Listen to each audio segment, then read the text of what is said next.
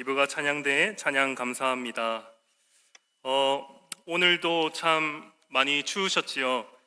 오늘도 삶의 현장에서 최선을 다하시고 은혜를 사모하는 마음으로 이 자리에 나오신 사랑하는 성도님 여러분, 참으로 잘 오셨습니다. 이 시간 하나님께서 말씀의 은혜를 충만히 주셔서 몸과 마음이 녹는 시간이 되기를 간절히 소원합니다. 또 무엇보다 예수님과의 첫사랑이 회복되는 시간이 되길 간절히 소원합니다.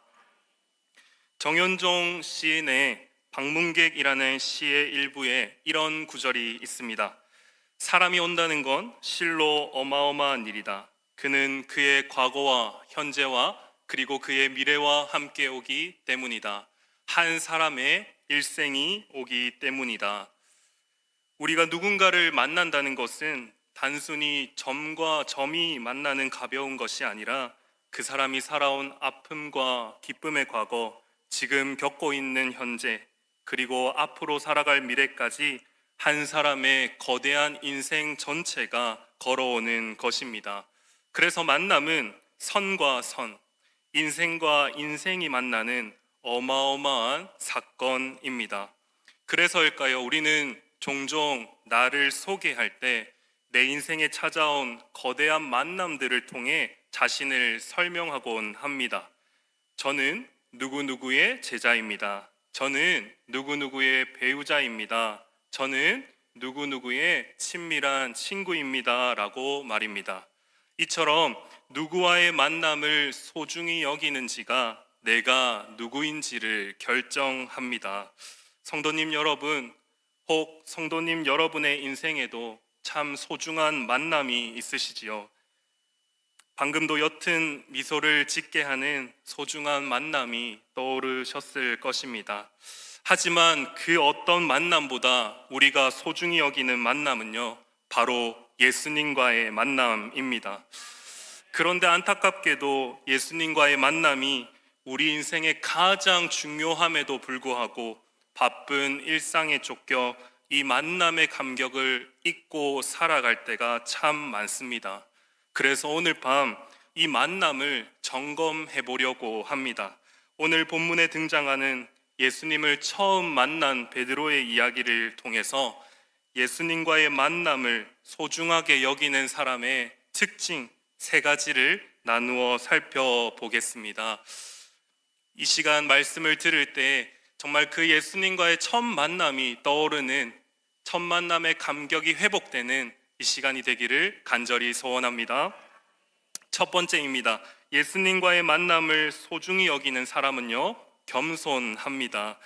예수님께서 베드로를 제자로 부르시는 이야기는 마태, 마가, 누가복음에 모두 등장합니다.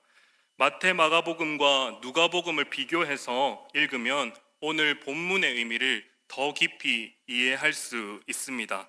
3가지 본문을 제가 한번 읽어 드리겠습니다. 한번 차이가 무엇인지 한번 생각해 보십시오. 자, 마태복음부터 읽겠습니다. 4장 18절, 갈릴리 해변에 다니시다가 두 형제 곧 베드로라 하는 시몬과 그의 형제 안드레가 바다에 그물 던지는 것을 보시니 그는 어부라. 마가복음입니다. 1장 16절, 갈릴리 해변으로 지나가시다가 시몬과 그 형제 안드레가 바다에 그물 던지는 것을 보시니 그들은 어부라. 오늘 본문 누가복음입니다. 5장 2절, 호숫가에 배 2척이 있는 것을 보시니 어부들은 배에서 나와서 그물을 씻는지라. 차이를 발견하셨습니까? 무엇입니까? 네, 맞습니다. 마태와 마가복음은 그물을 던지고 있을 때 예수님이 찾아오셨다고 기록하고 있고, 누가복음은 어업을 마치고 그물을 정리하고 있을 때 찾아오셨다고 기록하고 있습니다. 그리고 이 누가복음 5장 5절을 보면 그 그물을 정리하는 분위기가 어떠했는지 추측할 수 있습니다. 5장 5절, 우리들이 밤이 새도록 수고하였을 때 잡은 것이 없지만은, 밤새도록 최선을 다했지만 결과를 얻지 못한 실패의 적막함이 흐르고 있었습니다. 이 차이는 단순한 기록의 차이가 아니라 누가가 특별히 강조하고 싶은 메시지가 있었기 때문입니다. 누가는 실패하고 세상이 주목하지 않는 베드로에게 찾아오신 예수님에 대해 이야기하고 싶었습니다. 누가복음을 보면 실패한 자, 세상이 주목하지 않는 사람들을 찾아오시는 예수님을 많이 강조하고 있습니다. 아무도 주목하지 않는 깡촌 나사렛의 10대 소녀 마리아의 몸에 예수님은 나셨습니다. 매국노라고 사회의 비난을 받던 삭개오, 또 하나밖에 없는 아들을 잃고 우는 나인성의 과부를 찾아가십니다. 그리고 세상이 주목하지 않는 이름도 없는 70인의 전도자를 통해서 일하시는 예수님이 등장합니다.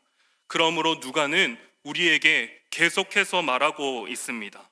예수님은 실패한 사람, 세상이 주목하지 않는 사람에게 관심이 있다고 말입니다.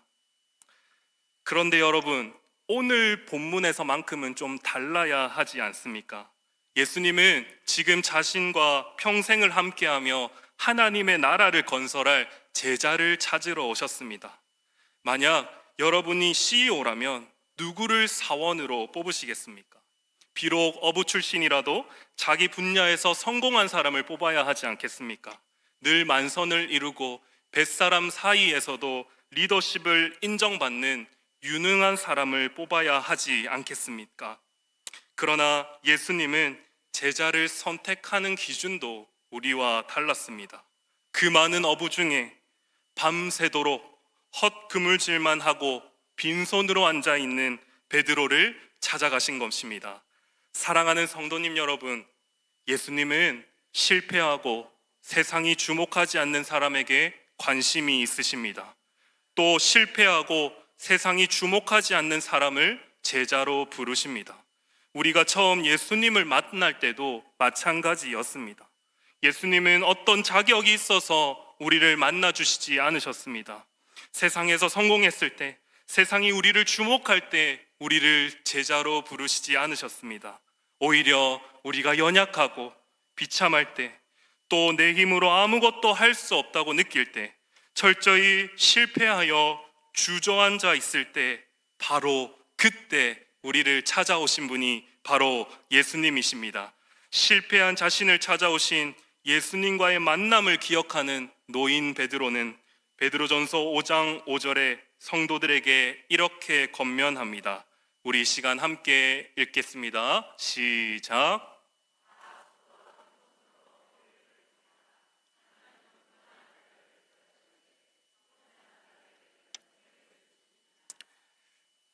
아멘. 베드로가 말합니다.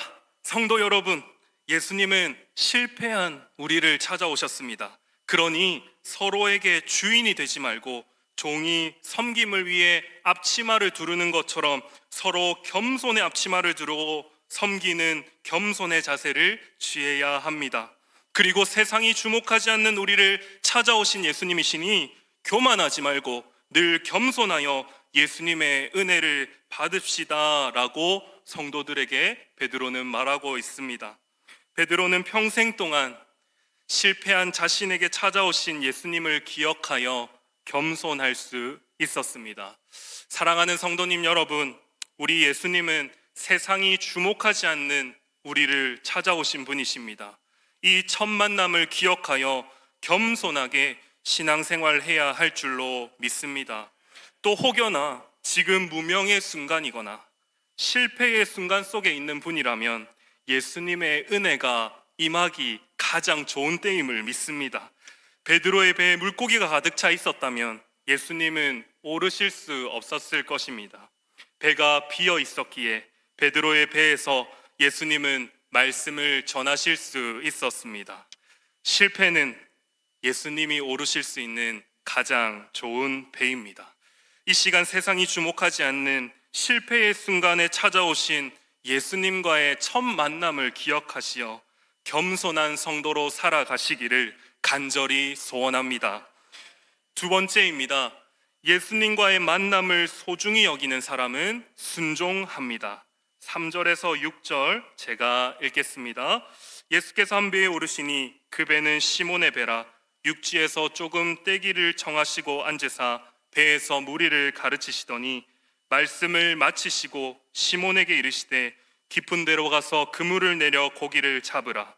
시몬이 대답하여 이르되 선생님, 우리들이 밤이 새도록 수고하였을 때 잡은 것이 없지만은 말씀에 의지하여 내가 그물을 내리리이다 하고, 그렇게 하니 고기를 잡은 것이 심히 많아 그물이 찢어지는지라. 이야기는 계속됩니다. 예수님께서는 베드로를 찾아오시고 대뜸 대화를 시도한 것이 아니라 그에게 작은 부탁을 하십니다. 시몬아, 배를 육지에서 조금 떼어다오. 예수님께서는 이어서 무리에게 먼저 말씀을 전하십니다. 말씀을 효과적으로 전하기 위해서는 베드로의 배가 강단이 되어야 했습니다. 소리는 물 위에서 바람을 따라 더 많은 사람들에게 전달되었습니다. 또 배가 물 위에서 고정된 자리에 떠 있기 위해서는 어부가 배를 타고 노를 계속 저어주며 균형을 맞춰 주어야 했을 것입니다. 하지만 베드로는 밤샘 작업을 하고 몸도 마음도 지친 상태였을 것입니다. 하지만 그는 예수님에게 마음의 빛이 있었습니다. 누가복음 4장에 보면 예수님께서 베드로의 장모의 열병을 고친 사건을 언급하고 있기 때문입니다. 베드로는 마지못해 예수님의 부탁을 수용합니다. 그렇게 배를 띄우고 베드로는 노젓기에 반복한 일을 하고 있었습니다. 그리고 예수님께서 무리들에게 하시는 말씀을 하나하나 들었을 것입니다. 무리를 향한 말씀이 끝나고 이제 예수님은 베드로를 향해 충격적인 말씀을 하십니다. 깊은 데로 가서 그물을 내려 고기를 잡으라. 여러분, 이 말씀은 평생을 갈릴리 바다에서 어업을 한 베드로에게는 말도 안 되는 소리였습니다. 첫째로 시간이 틀렸습니다. 갈릴리 바다의 물고기들은 낮에 바위 밑에 숨어 있고 밤에 먹이를 먹기 때문입니다. 두 번째는 장소가 틀렸습니다. 지금 예수님은 깊은 데로 가라고 하시지만 경험상 얕은 곳에 물고기가 많습니다. 갈릴리의 물고기들은 상소가 풍부한 물이 많은 땅 근처로 모여듭니다. 세 번째는 장비가 틀렸습니다. 베드로의 그물은 밤 낚시용이지 낮에 깊은 물에서 쓸 수 있는 그물이 아니었습니다. 그러니 깊은 데로 가서 지금 대낮에 그물을 던지라는 예수님의 명령은 어업에 전혀 경험이 없는 사람이 할 만한 말이었습니다. 사랑하는 여러분, 사람은 보통 언제 남의 말을 듣습니까? 상대방이 나보다 더 나은 경험을 가지고 있을 때입니다. 제가 이 사실을 깨달은 적이 있습니다. 저희 집에 김장을 하는 날이면 종종 제가 옆에서 어머니 이건 좀 짠 것 같습니다, 좀 싱거운 것 같습니다 라고 말을 해도 듣지를 않으십니다. 왜냐하면 김장에 있어서는 어머니가 저보다 훨씬 경험이 많기 때문입니다. 경험 없는 네가 뭘 아냐 라는 무언의 압박입니다. 그런데 최근에는 상황이 역전되었습니다. 왜냐하면 제가 대학을 다니던 시절 3년 동안 김치 공장에서 양념 만드는 아르바이트를 했기 때문입니다. 제가 계산을 해봤습니다. 공장에서 1년에 약 10만 킬로그램의 김치를 담그는 양념을 만들었습니다. 이제 3년이면 30만 킬로그램의 김치의 양념을 만들었죠. 이제 어머니가 보통 1년에 50킬로그램의 김장을 하신다고 치면 저는 어머니가 6,000년 동안 하실 김장을 3년 만에 다 해버린 것입니다. 이제 김치에 있어서는 제 경험이 어머니보다 압도적으로 많아졌습니다. 그래서 제가 최근에는 김치를 먹고 이렇게 하면 귀를 기울이는 자세를 취하십니다. 분명히 뒤를 돌아보고 있는데도 귀는 저를 향하고 있는 모습이 느껴집니다. 이 더 나은 경험을 가진 사람이 되니 싱거우면 액젓을 더 넣는 순종을 하시더라는 것입니다. 그렇다면 베드로는 왜 순종했을까요? 예수님은 목수여서 베드로보다 낚시 경험이 많지 않은데 말입니다. 그런데 놀랍게도 이해할 수 없는 반응이 나타납니다. 5절입니다. 시몬이 대답하여 이르되 선생님, 우리들이 밤이 새도록 수고하였을 때 잡은 것이 없지만은 말씀에 의지하여 내가 그물을 내리리이다 하고, 베드로는 경험을 내려놓고 그물을 내립니다. 도대체 무엇이 그를 움직였습니까? 바로 베드로가 노를 저으며 그 들었던 예수님의 말씀 때문입니다. 가장 가까이서 들었던 예수님의 말씀이 베드로의 영혼을 울렸습니다. 자연 만물을 다스리시는 창조주 하나님이신 예수님의 말씀이 베드로의 경험에 금을 내기 시작했습니다. 사랑하는 여러분, 예수님을 진짜 만난 사람은 이렇습니다. 내 경험보다 주님의 말씀을 더 신뢰하게 됩니다. 그리고 예수님과의 첫 만남을 기억하는 사람이라면 계속해서 순종하게 됩니다. 예수님의 만남을 기억하는 베드로는 평생 내 경험을 꺾고 말씀에 순종하는 삶을 살았습니다. 사도행전 10장에 보면 베드로는 유대인으로서 이방인과 교제하면 안 된다는 어떤 철저한 종교적 경험을 가지고 있었습니다. 하지만 하나님께서 이방인 백부장 고넬료를 만나라고 말씀하실 때 그는 또다시 자신의 평생의 경험을 내려놓고 하나님의 말씀에 순종하여 그 길을 떠납니다. 말씀에 의지하여 그물을 내렸던 그 첫 만남의 기억이 평생 그를 순종의 사람으로 이끌어 간 것입니다. 사랑하는 성도님 여러분, 오늘 우리의 순종의 모습은 어떠십니까? 예수님을 처음 만났던 때를 떠올려 보십시오. 그때는 내 경험과는 전혀 달라도 주님이 말씀하시니까 하며 무모하게 순종하려고 애쓰지 않으셨습니까? 주님 말씀하시면 무조건 아멘 하던 그 순수한 열정이 있지 않으셨습니까? 혹시 지금은 신앙생활에 경험이 쌓였다는 핑계로 내 생각과 계산이 앞서고 있지는 않으십니까? 주님, 제가 해봐서 아는데 이거 안 됩니다. 주님, 저도 살 만큼 살았습니다. 지금 상황에서는 제 마음대로 할 겁니다 하며 나의 경험을 앞세우고 있지는 않으신가요? 오늘 이 밤 그 굳어진 경험과 고집을 덜어내는 시간이 되기를 간절히 소원합니다. 말씀을 의지하여 그물을 내렸던 그 첫 만남의 때가 회복되어 늘 하나님께 순종하는 우리 사랑하는 거제교회 성도님 여러분들이 되시기를 간절히 소원합니다.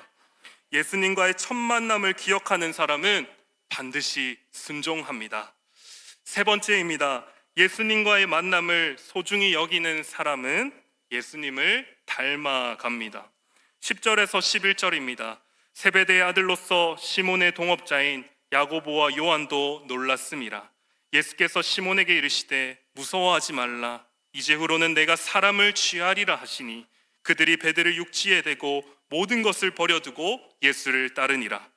예수님은 베드로의 두려움을 몰아내신 뒤 고기잡이 솜씨가 다른 곳에 쓰일 것이라는 확신을 주십니다. 이제 베드로는 사람을 낚을 것입니다. 이 장면에서 취하리라 라는 말은 산채로 낚는다 라는 말을 뜻합니다. 물고기는 잡히면 죽지만 이제 베드로는 사람들을 산채로 낚을 것입니다. 이 일은 누가 하시던 일입니까? 바로 예수님께서 하시던 일입니다. 예수님은 바로 그 배에서 사람들을 말씀으로 산채로 낚으셨습니다. 이제 베드로는 예수님이 하시던 일을 하게 될 것입니다. 그러니 예수님을 만난 사람들은 인생의 목적이 바뀌게 됩니다. 나를 위해 물고기를 잡던 인생에서 예수님처럼 사람을 살리는 인생으로 변합니다. 즉 예수님이 하셨던 일을 하며 예수님을 닮아가게 되는 것입니다. 과연 베드로는 예수님을 계속해서 닮아갔을까요? 누가는 사도행전에서 베드로가 행한 일을 기록하고 있습니다. 사도행전 2장에서 베드로가 설교할 때에 3,000명의 사람을 산채로 낚습니다.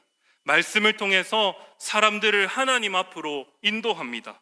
또 사도행전 3장에 보니 성전 미문에 앉아있던 나면서부터 못 걷게 된 이를 베드로가 만납니다. 그는 평생 구걸하며 살았기에 세상은 그를 실패하였다 하고 세상은 그를 주목하지 않았습니다. 하지만 베드로는 이제 그를 주목하여 봅니다. 마치 실패한 베드로를 찾아오신 예수님처럼 말입니다.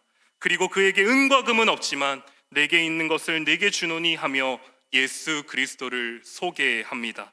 그가 예수님과 인격적인 교제를 나눌 수 있도록 돕습니다. 이 어리숙하고 실수가 많고 불같은 베드로가 점점 예수님을 닮아가고 있음을 우리는 볼 수 있습니다. 저는 닮아감에 대해 생각할 때마다 제 인생의 한 만남을 떠올립니다. 바로 저의 중학교 1학년 때 중등부 선생님이십니다. 어느 날 선생님은 반 친구들에게 이번 주 토요일에 화명동에 있는 고기 뷔페에 데려갈 테니 다 모여라 하셨습니다. 저는 신이 나서 교회에 띄엄띄엄 나오던 친구들에게까지 이 소식을 전했습니다. 그날 15명 가까이 되는 많은 친구들이 모여서 배가 터지도록 고기를 먹었습니다. 사실 뷔페를 데리고 가서 맛있는 것을 사주시는 의도는 분명했습니다. 주일 예배에도 잘 나오게 하려는 의도였습니다. 그런데 다음 날 주일에 몇 명이 참석한 줄 아십니까? 그 많은 학생들은 어디 가고 저 혼자 참석했습니다. 오히려 제가 죄송한 마음이 들었습니다. 그런데 그때 선생님의 태도를 저는 잊지 못합니다. 실망했을까요? 좌절하였을까요? 아니요, 전혀 미동도 없이 평소와 똑같이 마치 15명이 앞에 다 앉아 있는 것처럼 저 한 명을 앞에 두고 열정과 사랑으로 공과 공부를 가르쳐 주셨습니다. 교회를 섬기고 학생들을 섬기다 보면 때론 베푼 만큼 그 결과가 돌아오지 않을 때가 많습니다. 실망하고 좌절할 때도 많지요. 하지만 저는 그때 그 선생님과의 만남의 그 순간을 기억하며 좌절하지 않고 포기하지 않는 그분의 모습을 닮아가고 있습니다. 사랑하는 성도님 여러분, 오늘 우리는 예수님을 닮아가고 있습니까? 실패하고 세상이 주목하지 않는 사람을 주목하고 찾아가는 긍휼함이 우리에게 있습니까? 또 늘 새벽의 미명에 하나님의 뜻을 구하기 위해 기도하던 그 예수님의 묵묵함이 내게 있습니까? 내 뜻대로 되지 않아도 하나님의 뜻을 신뢰하는 예수님의 아버지에 대한 믿음과 사랑이 내게 있는지 돌아보아야 합니다. 교회를 오래 다닌다고 예수님을 닮는 것이 아닙니다. 예수님과의 첫 만남을 기억하는 사람이 예수님을 닮습니다. 예수님과의 첫 만남을 기억하며 예수님을 닮아가는 성도님들이 되시기를 간절히 축복합니다. 그래서 누군가 우리를 볼 때 너의 모습 속에 예수님이 보인다는 고백을 듣게 되기를 간절히 축복합니다. 예수님과의 만남을 소중히 여기는 사람은 반드시 예수님을 닮아갑니다. 이제 말씀을 마치겠습니다. 오늘 우리는 예수님과의 만남을 소중히 여기는 사람의 특징 3가지를 살펴보았습니다. 예수님과의 만남을 소중히 여기는 사람은요, 겸손합니다. 그리고 말씀에 자신의 경험을 내려놓고 순종합니다. 그리고 예수님이 하시는 일을 따라서 하기 때문에 점점 예수님을 닮아갑니다. 베드로는 이 예수님을 처음 만났던 그 순간을 죽는 그 순간까지 소중히 여기며 살았던 것 같습니다. 한 교회사 전승에 따르면 베드로는 로마에서 복음을 전하다가 박해를 받고 십자가형을 선고받게 됩니다. 현장에 도착한 베드로는 십자가를 앞에 두고 이렇게 말했다고 합니다. 나의 주님 예수 그리스도께서 십자가에 못 박혀 돌아가셨는데 감히 내가 주님과 똑같은 모습으로 죽을 수는 없습니다. 나를 십자가에 거꾸로 매달아 주십시오. 베드로는 죽음의 현장에서도 세상이 주목하지 않는 자신을 주목해 주신 예수님 앞에 늘 겸손합니다. 또 일평생 말씀에 순종하여 그 마지막 예수님을 위하여 순교하는 그 자리까지 섰습니다. 또 복음을 위하여 죽음을 기꺼이 받아들이신 예수님을 가장 닮은 모습으로 죽음을 맞이합니다. 사랑하는 성도님 여러분, 우리의 인생 가운데 예수님과의 만남은 가장 소중한 만남입니다. 혹 이 만남의 순간이 흐릿해지지는 않으셨는지요? 가장 실패하고 연약하고 주목하지 않는 우리를 찾아오신 그 예수님과의 만남을 오늘 다시 한 번 더 마음에 새기고 기억해야 될 줄로 믿습니다. 오늘 이 시간 나의 빈배에 찾아오신 예수님을 다시 한번 묵상하고 또 지금도 함께 하시는 그 예수님을 만나는 이 시간이 되기를 간절히 소원합니다. 그래서 다시 우리의 삶에 겸손하고 말씀에 순종하며 예수님을 닮아가는 우리 거제교회 성도님 여러분이 되시길 주님의 이름으로 축복합니다.